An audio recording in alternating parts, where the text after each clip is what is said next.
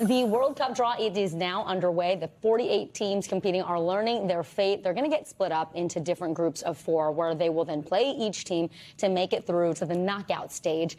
The U.S. has just learned they will be in the same group as Australia, which means they will face off against each other. We want to bring in NBC News correspondent Jesse Kirsch, who is at the Kennedy Center in Washington, where all of this is going down. So what's happening at the draw so far? What else have we learned today, Jesse?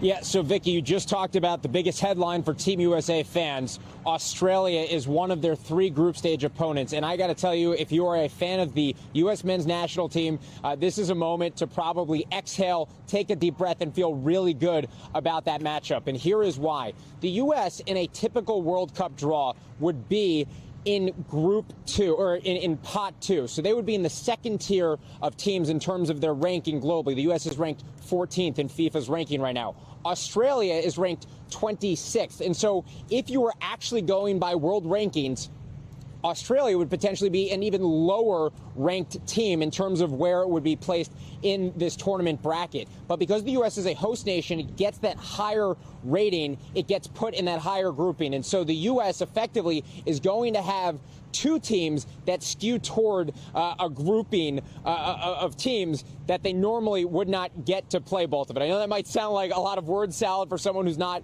a diehard soccer fan, but just the short of it is we're looking at a really good matchup for the U.S., about as well as this could have played out for them in the first draw of who they're going to play in the tournament.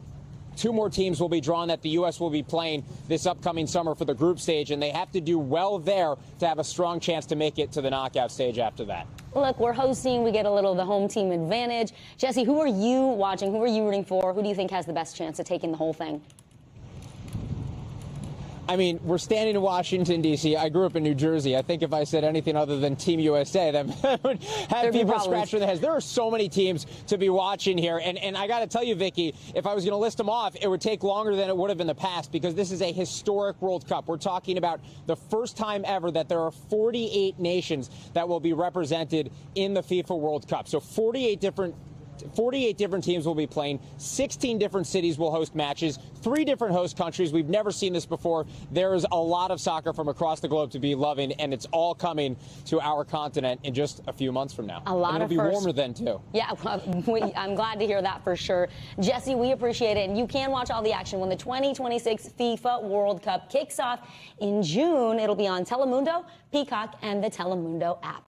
We thank you for watching, and remember, stay updated on breaking news and top stories on the NBC News app, or watch live on our YouTube channel.